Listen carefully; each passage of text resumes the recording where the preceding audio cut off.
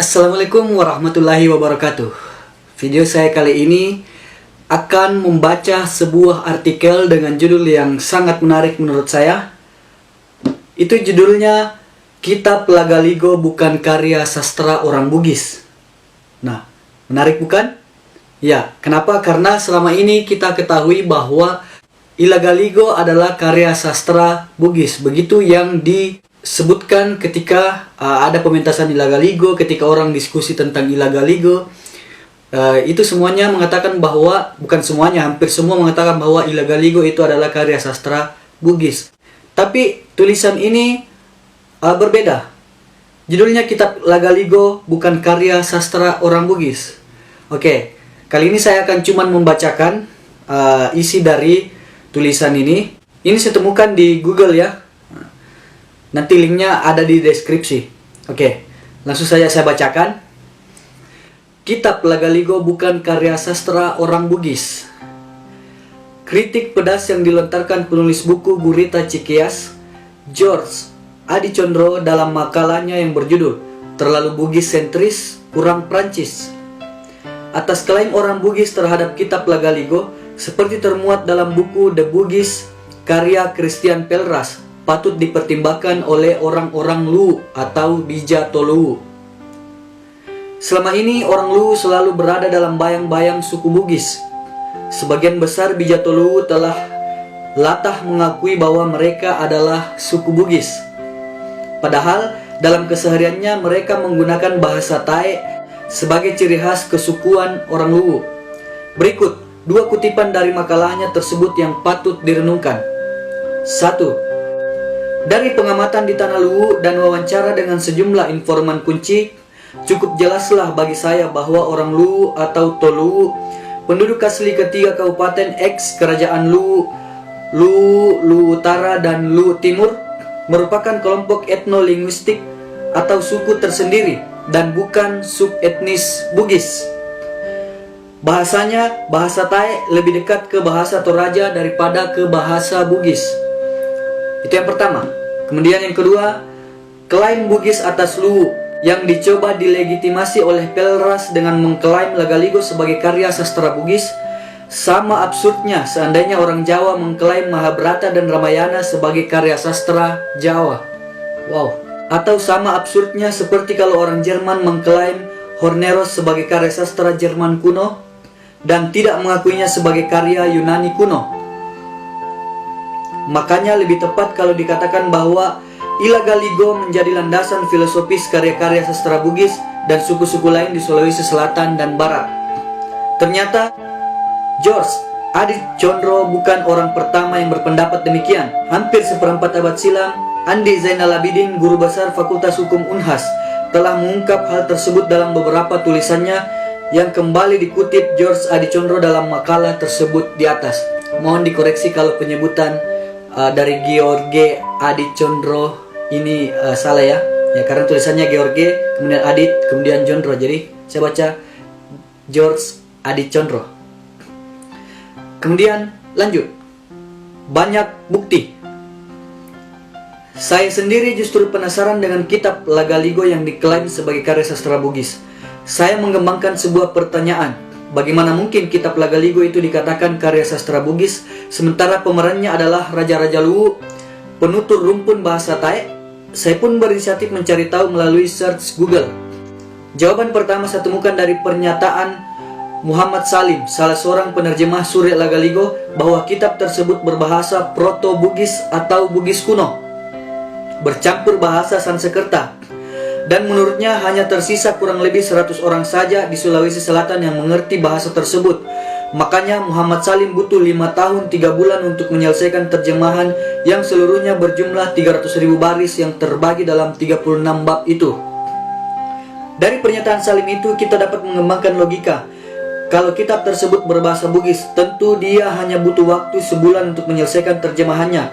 Tapi ternyata tidak.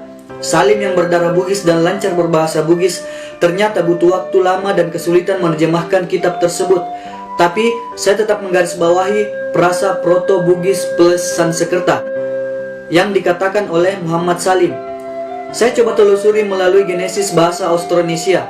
Masya Allah, saya baru tahu kalau bahasa yang merupakan turunan terakhir di Sulawesi Selatan adalah bahasa Mandar dan Bugis. Kedua bahasa ini diturunkan dari bahasa Wolio atau Buton. Bahasa Wolio sendiri adalah turunan dari bahasa Makassar, dan bahasa Makassar adalah turunan campur Indo dari bahasa Tae, Luwu, dan bahasa Bare, Sulawesi Tengah. Sungguh mengejutkan. Lalu apa alasan Muhammad Salim menutupinya dengan Proto-Bugis dan hanya tersisa 100 orang saja yang mengerti? Hanya Allah dan Dia saja yang tahu. Saya belum puas sampai di situ.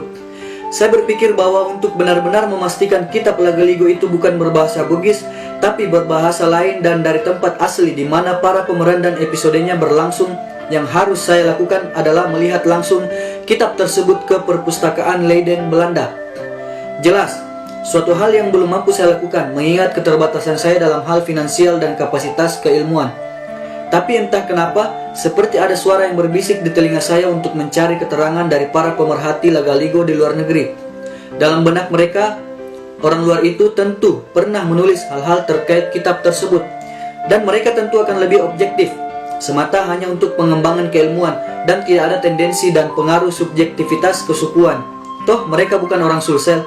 Dan benar saja, saya menemukan sebuah keterangan tambahan dari V. Sirk melalui tulisannya berjudul On Old Buginese and Basa Bisu, halaman 235. Berikut kutipannya. Karena berbahasa Inggris, jadi langsung saya terjemahkan ya. 1. Untuk menentukan keaslian dari leksikal yang melapisi pembentuk dasar kata-kata yang ditandai metes dalam OB dan BB adalah sebuah masalah yang komplit. Di sini saya dapat memberi saran hanya mengenai bahasa Bugis kuno dulu. Adapun mengenai tanah air asli dari tradisi ini, ada begitu banyak pertimbangan di sepanjang wilayah Luwu. Namun demikian, sebagaimana halnya hipotesis-hipotesis yang belum dapat ditemukan secara linguistik, terlalu banyak data tentang dialek-dialek bahasa Bugis dan bahasa tetangganya yang harus disediakan.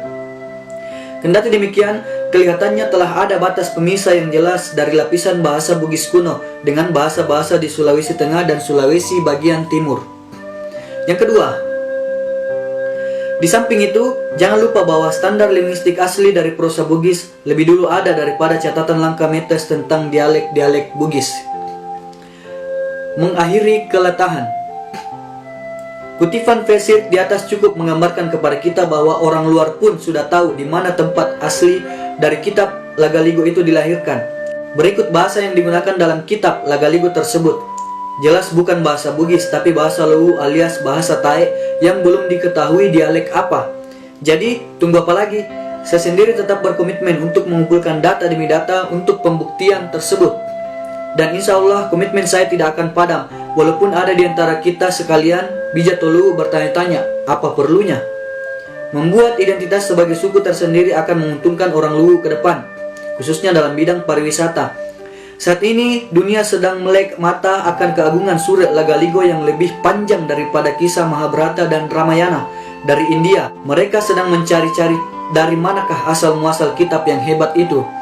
Tidak menutup kemungkinan akan ada sutradara Hollywood yang tertarik menggarap kisah Sauri Gading yang memiliki karakter yang lebih unik daripada Hercules atau tokoh mitos lainnya di dunia. Jelas, itu hanya sebuah tips dan bukan tujuan utama jika kita memiliki identitas tersendiri. Tapi, jika Luwu tetap mendompleng dalam bayangan identitas suku Bugis, maka justru orang-orang Bugis yang secara geografis berada di wilayah Bosowa yang akan mengeruk keuntungan tersebut. Terbukti, pernah dilakukan ekspedisi arkeologi OXYS di Sulsel untuk menelusuri perjalanan kitab Lagaligo. Sayangnya, mereka tidak menemukan apa-apa karena diarahkan ke Kecamatan Cendrana, Kabupaten Bone oleh orang-orang yang tidak bertanggung jawab.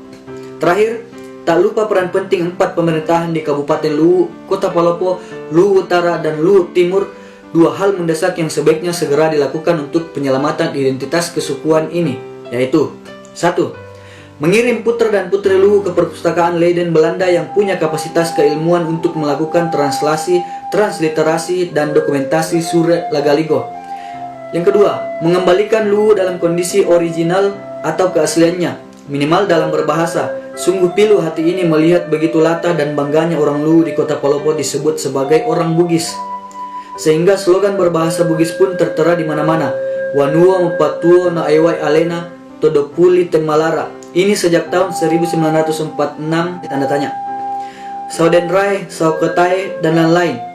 Nawawi Eskilat dari Kecamatan Wotu, Kabupaten Luwu Timur bahkan sudah lebih dulu teriak agar nama Sungai Cerekang dikembalikan ke nama semula sesuai bahasa tempat menjadi Sungai Cereak. Semoga keletahan ini segera diakhiri dan kita menuju ke kondisi keaslian identitas kita sebagai Bijak Toluwu. Selebihnya, walau alam bisawab, wasadaqallahul azim. Assalamualaikum warahmatullahi wabarakatuh. Sumber Ashari Tamrin MSS.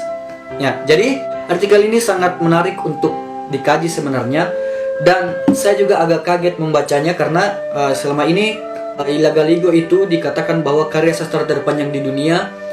Itu kebanyakan mengatakan bahwa berbahasa Bugis. Itu artinya yang membuat karya sastra Ila Galigo ini adalah seolah-olah orang Bugis. Mungkin seperti itu maksud dari artikel ini, padahal yang membuatnya atau asal muasal Ila Galigo itu adalah dari Luwu, yaitu 4: Luwu Utara, Luwu Timur, Palopo, dan Luwu. Itu asal muasal kitab Ila Galigo itu dari 4 kabupaten ini. Jadi tulisan ini menurut saya bisa menjadi renungan untuk kita semua para bijak Toluwu untuk mengembalikan identitas yang sebenarnya dari kitab Ila Galigo ini. Ya, jadi nanti redaksinya berubah menjadi kitab Ila Galigo merupakan karya sastra terpanjang di dunia yang berasal dari tanah Luwu. Sekali lagi, yang berasal dari tanah Luwu. Nah, entah ini artikel apakah sudah benar atau tidak, yaitu bisa komen di bawah. Semoga ada pencerahan. Kalau tulisan ini mengandung banyak kesalahan, silakan komentar di bawah. Itu saya cuman membacakannya karena saya juga merasa bahwa tulisan ini begitu unik dan berani. Ya, kenapa? Karena mengatakan judulnya saja itu kitab Ila Galigo bukan karya sastra orang Bugis. Ya, makanya saya membuatkan video ini, ya, karena mungkin banyak yang belum tahu tulisan ini. Sumbernya ada di deskripsi. Nah, bagi kalian yang ingin membacanya lebih jelas itu silakan langsung ke deskripsi. Oke, video saya kali ini cukup sampai di sini. Jangan lupa like, comment, and subscribe. Assalamualaikum warahmatullahi wabarakatuh.